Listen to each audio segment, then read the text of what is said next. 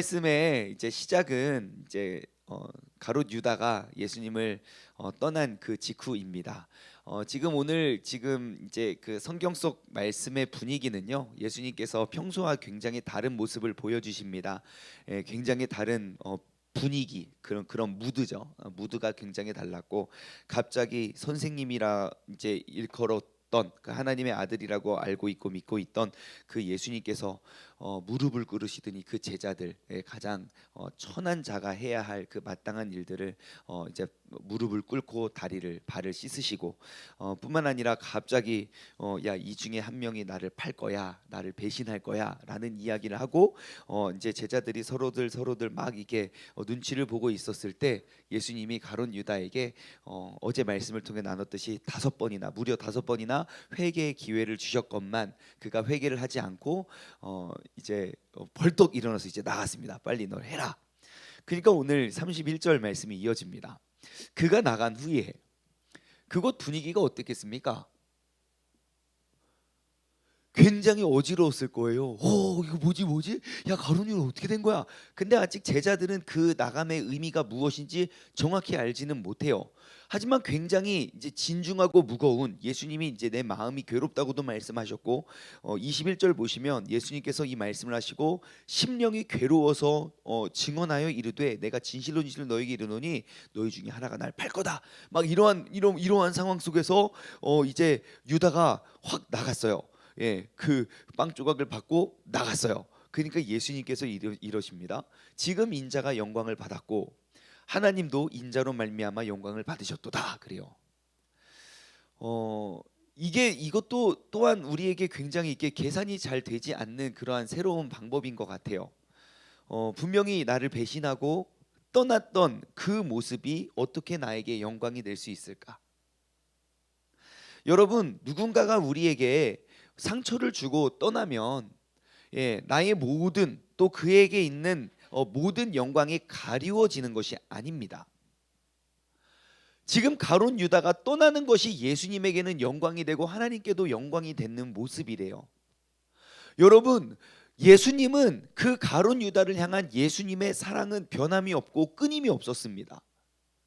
나는 가장 완전한 그 원수까지도 사랑하는 그 온전한 사랑을 주님께서는 보여주셨습니다.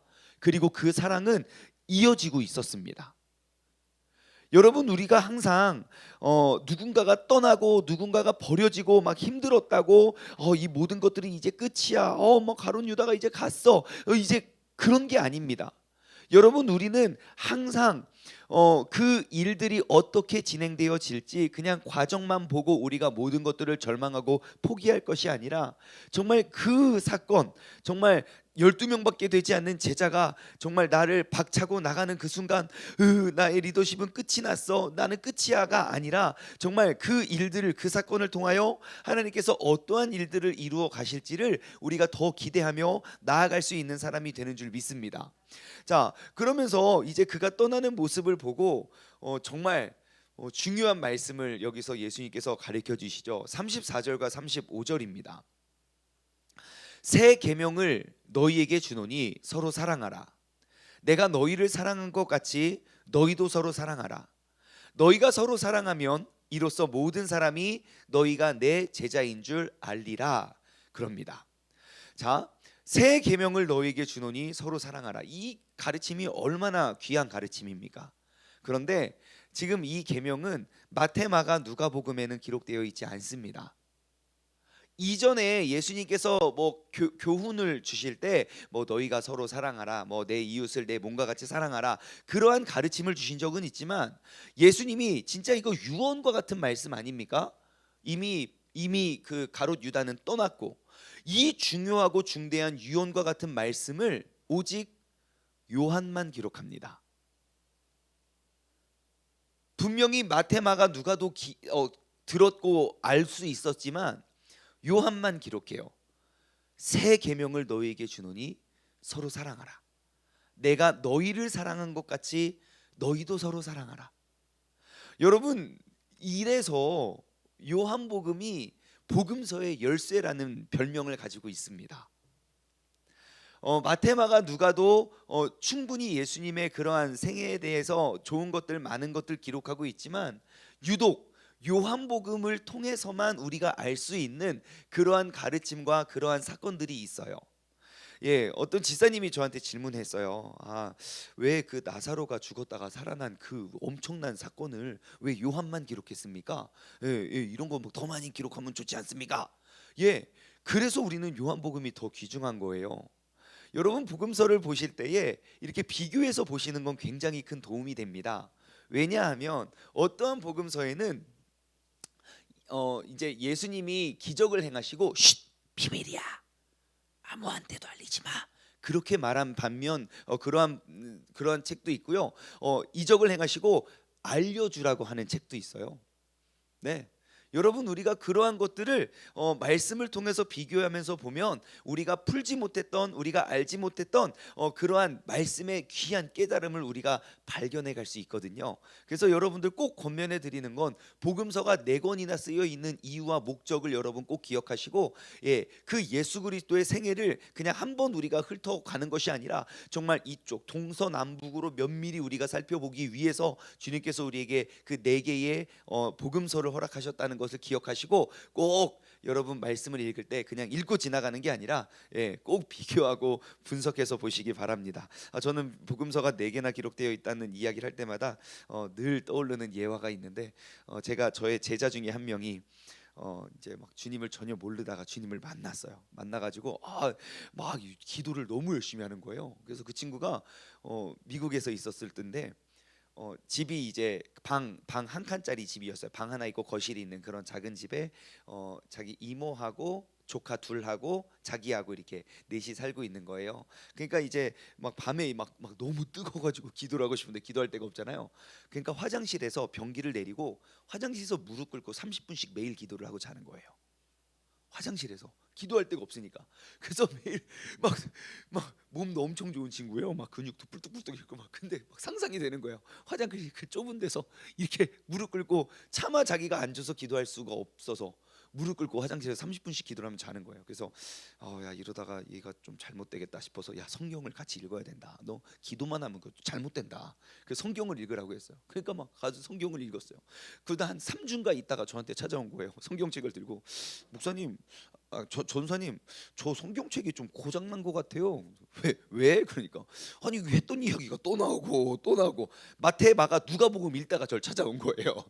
분명히 읽은 것 같은데 또 나오고 고장난 게 아니에요. 여러분 그 세계 네 권의 성경은 똑같은 이야기를 기록하고 있지만 정말 더 면밀히 세세하게 비교해서 보면 더 정확히 알 수 있다는 진리를 여러분 기억하시기 바랍니다. 아무튼 자 34절 새 계명을 너희에게 주노니 서로 사랑하래요. 잘 생각해 보세요. 여러분 새 계명이 서로 사랑하라는 걸까요? 서로 사랑하라는 계명 이미 있어요.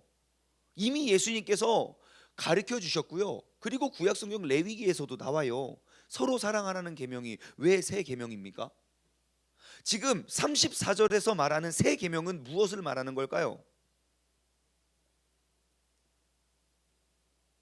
새벽에는 어떠한 질문도 하면 안 됩니다.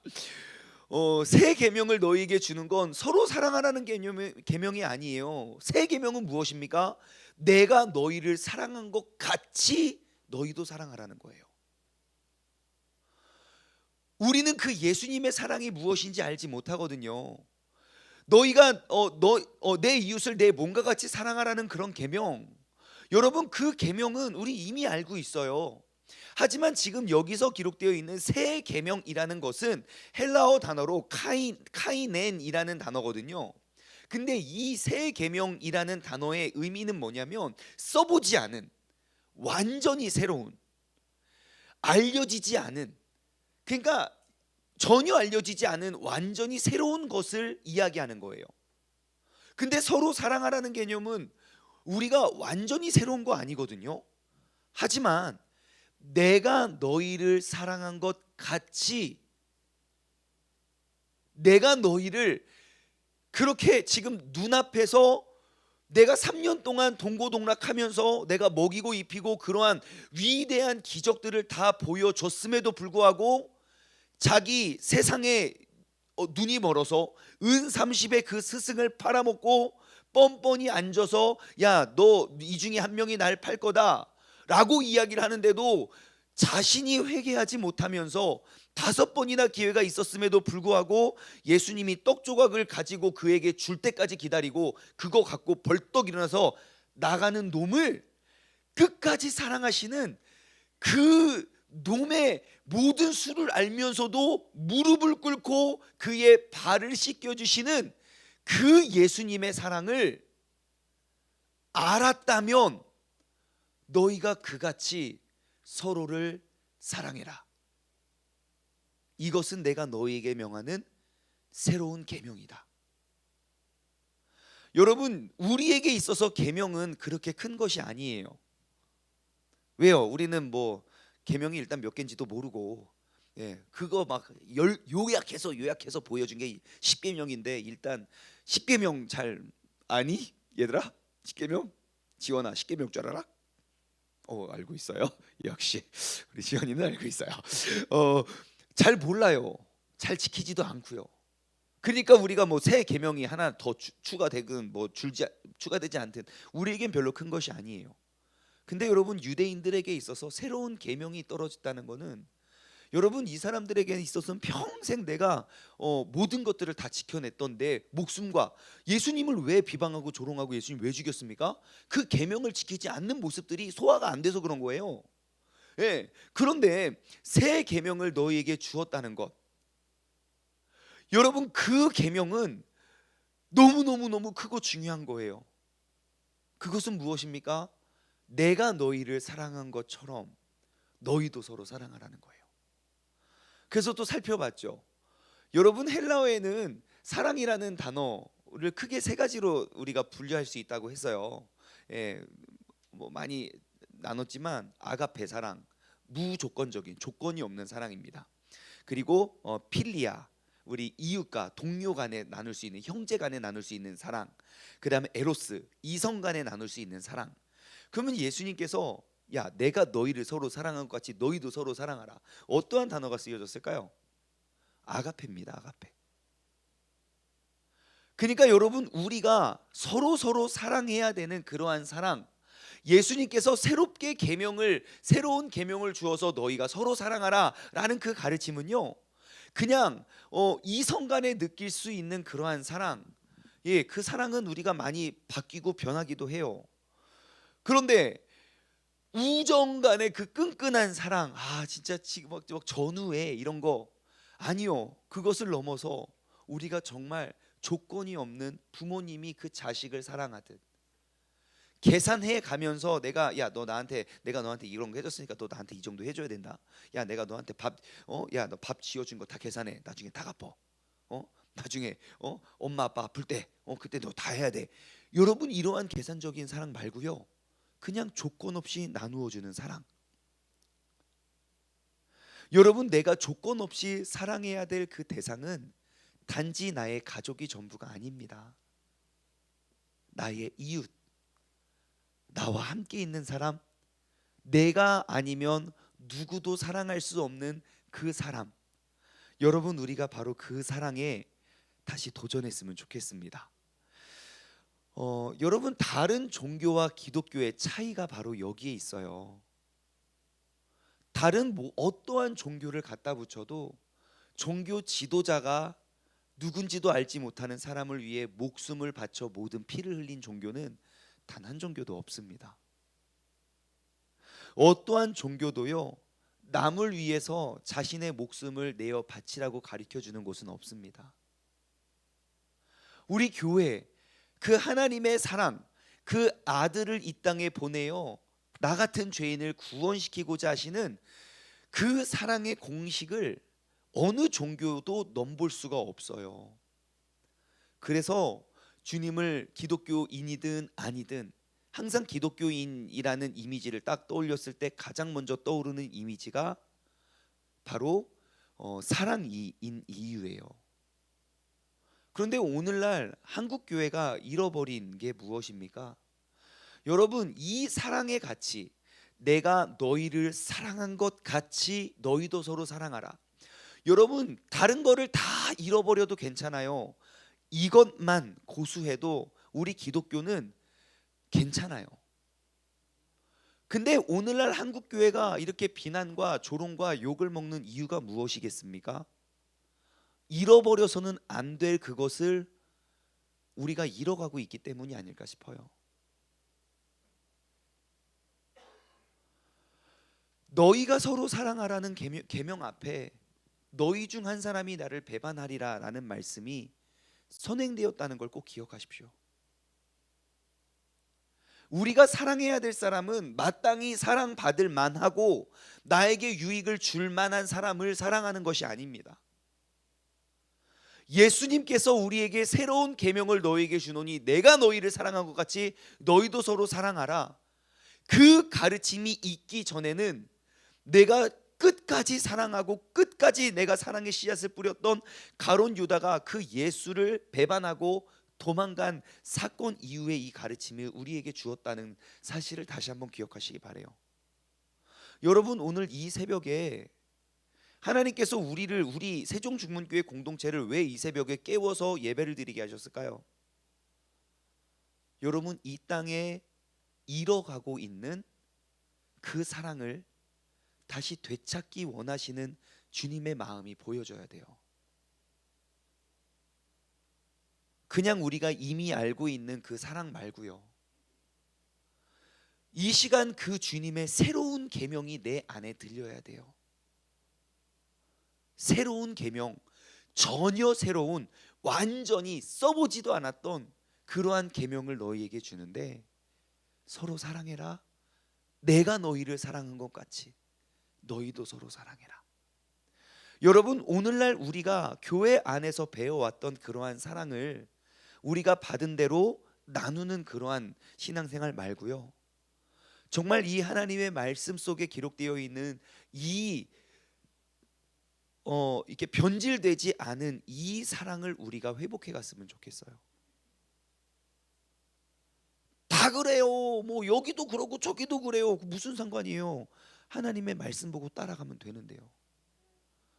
여러분 생각해 보십시오. 여기에 앉아 있는 우리들이 지금 주님께서 허락하신 그 새 계명을 우리가 회복한다면, 지금 영상을 통해 예배드리시는 바로 우리들의 모습 가운데 이 사랑의 가르침이 회복된다면 여러분 한국 교회를 향한 그 손가락질이 많은 감동으로 바뀌지 않겠습니까? 여러분 생각해 보세요. 전 세계적으로 기독교인들이 이렇게 욕을 많이 먹고 비난을 많이 당하고 많이 변질돼도 왜 교회가 무너지지 않고 있습니까? 이 진짜 사랑을 알고 보여주는 사람들에 의해서일 거예요. 여러분 우리가 그 잃어버렸던 맛을 회복했으면 좋겠습니다. 오늘 다시 한번 이 사랑을 회복해낼 수 있는 사람이 바로 이 자리에 있는 우리 모두가 되기를 주님의 이름으로 소망합니다. 한 가지만 더 나눌게요. 너무너무 귀중한 말씀들이 많아서 이게 그 다음에 이제 36절 이제 베드로가 이야기하죠. 예수께서 예수님 따라갈 때 내가 따라했습니다. 그러니까 예수님이 야 네가 어찌하여 나를 따라오냐. 그러니까 내가 주님을 위해 목숨까지 바치겠습니다. 그래요. 막 어떻게 말했는지 모르지만 아무튼 베드로 목소리도 크고 막 그랬을 것 같아요. 막 내가 목숨을 바치겠습니다. 막 그랬을 거야, 그죠? 네, 목숨을 바치겠습니다. 이런 성격 아닌 것 같아요. 막 그러니까 예수님이 그 패기를 보시고 이렇게 대답하십니다. 38절. 예수님께서 대답하시되 내가 나를 위하여 내 목숨을 버리겠느냐? 내가 진실로 두 번이나 진실로 말해요. 내게 이르노니 닭 울기 전에 네가 나를 3번 부인하리라. 그래요. 와, 이거 베드로의 뜨거운 열정과 헌신에 대하여 완전 찬물 끼얹는 거 아닙니까? 예? 아니 예수님이 이렇게 베드로의 체면을 구기십니까? 예, 저 이렇게 질문했어요. 왜 예수님께서는 베드로에게 이렇게 말씀하셨을까? 가로 열고 자존심 상하고 기분 나쁘고 이렇게 가로 닫고. 그렇죠? 엄청 멋있는 고백이잖아요. 베드로가 가끔씩 진짜 멋있는 고백을 하거든요. 주는 그리스도시요 살아계신 하나님의 아들이냐 막 이런 거. 예? 베드로야, 내가 이 반석 위에 내 교회를 세우겠다 막 그러거든요. 근데 그 베드로가 너무너무 멋진 막 고백을 해요. 설령 베드로가 나중에 예수님을 3번이나 부인할지라도 그 분위기 속에서 예? 내가 주를 위해 목숨을 버리겠나이다. 아, 고마워 베드로. 야, 진짜 멋있다. 야, 이렇게 해야 되는 거 아닙니까? 칭찬하고 격려하고 위로하고 사랑의 예수님이라면. 근데 거기다가 왜 초를 치십니까? 예? 네가 나를 닭이 울기 전에 세 번이나 나를 부인하리라. 여러분, 우리가 이 사건을 통해서 또 알 수 있는 건 무엇입니까? 여러분, 예수님을 따르는 것은요, 인간적인 용기, 그렇게 충동적인 열정만 가지고는 주님을 따를 수 있는 게 아닙니다. 우리는 그 예수님을 의지하지 않고서는 우리는 절대 못 따라갑니다. 근데 주님을 의지하는 게 얼마나 중요한지 제가 말씀을 드릴까요? 여러분, 지금 이 밤에 예수님 산에 오르셔서 기도하고 그 다음에 잡혀가세요. 여러분, 보통 닭은 언제 울죠? 새벽을 깨우는 게 닭이에요. 엄청 잘하죠? 저 맨날 집에서 이런 거 연습해요. 여러분, 닭이 언제 웁니까? 아침을 깨우는 거예요. 그러면 베드로가 야, 막 엄청 기분 나빴을 수도 있어요. 굉장히 나쁘겠죠. 내가 주를 위해 목숨을 바치겠습니다 하는데, 너 닭이 울기 전에 너가 나를 세 번 부인할 거야. 그리고 그 새벽에 기도하고 내려오서 예수님이 잡혀갈 때 베드로가 어떻게 합니까? 이 선포, 이 고백을 지켜요. 나 주를 위해 목숨까지 바칠 준비됐어. 그러면서 칼을 꺼내서 잡으러 온 강도의 귀를 잘라버려요. 엄청난 열정이라고요. 내가 주님의 약속 기억하고 있습니다. 난 주님을 위해 목숨까지 난 바치겠습니다. 그리고 나서 예수님 잡혀가고 배신해요. 여러분, 내가 아무리 뜨겁고 아무리 충만해도 닭이 울기 전에 우리가 주님을 배신할 수 있어요. 세 번이나. 그럼 베드로는 왜 그렇게 됐을까요? 너무 자신의 패기만을 믿었기 때문이 아닐까요? 나 칼 뽑아서 그 사람 귀 잘랐잖아요. 멋있잖아요. 다른 제자들 아무도 못하는 거 내가 다 하잖아요. 내가 다른 거 몰라도 내가 주님을 위해 목숨을 바치겠습니다. 하지만 그 열정도 금방 사그러들어요. 사람들 무리 안에 딱 속하니까 예수님과 함께 있을 때는 그 힘이 나오더니 예수님을 떠났어요. 예수님과 멀어졌어요. 그리고 많은 무리들 앞에 쌓였어요. 어떻게 됩니까? 배신해요. 사람들이 이야기해요. 베드로가 세 번 배신하는 동안 예수님을 원어적으로 보면, 그러니까 쌍욕을 하면서 예수님을 저주해요. 아니, 새벽에는 예수님을 위해서 죽고 못 살았던 그 사람이 낮에는 쌍욕을 하면서 배신한다니까요. 왜요? 주님과 함께 있지 못했기 때문입니다. 여러분, 우리가 주님과 함께 있는 것이 이렇게 귀중한 거예요.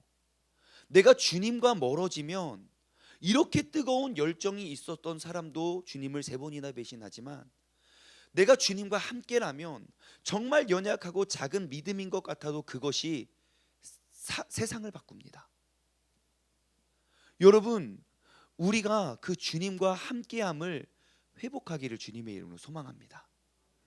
오늘 이 새벽에 우리가 붙잡아야 될 두 가지. 첫 번째, 여러분, 우리가 잃어버렸던 예수 그리스도의 사랑. 새 계명을 너희에게 주노니 내가 너희를 사랑한 것 같이 너희가 서로 사랑하라. 여러분, 우리가 교회, 신앙생활, 우리의 삶을 통해서 우리가 배우고 회복해야 될 사랑이 어떠한 사랑인지를 다시 한번 오늘 이 새벽에 회복하길 원합니다. 두 번째, 여러분, 우리가 꼭 주님과 가까이 임하시기 바랍니다.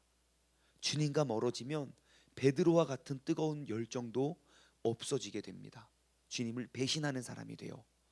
그러니까 우리가 주님 손 꼭 붙잡고 주님의 시선, 주님으로부터 떨어지지 않고 우리가 두려움 없이 나아갈 수 있는, 승리할 수 있는 복된 하루 되시길 주님의 이름으로 축원합니다. 함께 기도하겠습니다. 하나님 아버지, 감사합니다. 예수님께서 오늘 이 아침에 우리를 깨워주시고 또 우리를 또 이 하나님의 말씀이 나누어지고 주님께 영광을 올려드리는 이 자리로 우리를 불러주심에 감사를 드립니다. 아버지 하나님, 주님께서 우리에게 가르쳐 주신 사랑, 우리에게 새롭게 명령하신 그 새 계명은 바로 서로 사랑하는 것인데, 그것은 이미 알려진 것이고, 주님께서 완전히 새로운 계명을 우리에게 허락하신 것은 내가 너희를 사랑한 것 같이 너희도 서로 사랑하라는 말씀입니다. 아버지 하나님, 오늘날 한국 교회가 잃어버린 것은 그건 율법이고 도덕이고 선행이고 그러한 것이 아닙니다. 오늘날 한국 교회가 욕을 먹는 이유는 선행이 부족해서가 아니라 사랑이 보여지지 않아서입니다. 하나님 아버지, 우리가 잊혀져가는 고장나고 또 잃어버렸던 이 계명을 다시금 회복시켜낼 수 있는 그러한 사람이 되게 하여 주시옵소서. 그리고 그 사랑을 지키기 위해서 우리가 반드시 기억해야 될 것, 내가 꼭 주님 곁에 서서 주님과의 시선이 멀어지지 않는 사람이 되길 원합니다. 아버지 하나님, 나의 열정으로 믿음 생활, 나의 경험으로 믿음 생활하는 것이 아니라 주님과 동행하여 내가 그 주님과의 시선을 맞추어 우리가 신앙생활할 수 있는 그런 복된 삶이 되게 하여 주옵소서. 감사드리며 이 모든 말씀 살아계신 예수 그리스도의 이름으로 기도드리옵나이다. 아멘.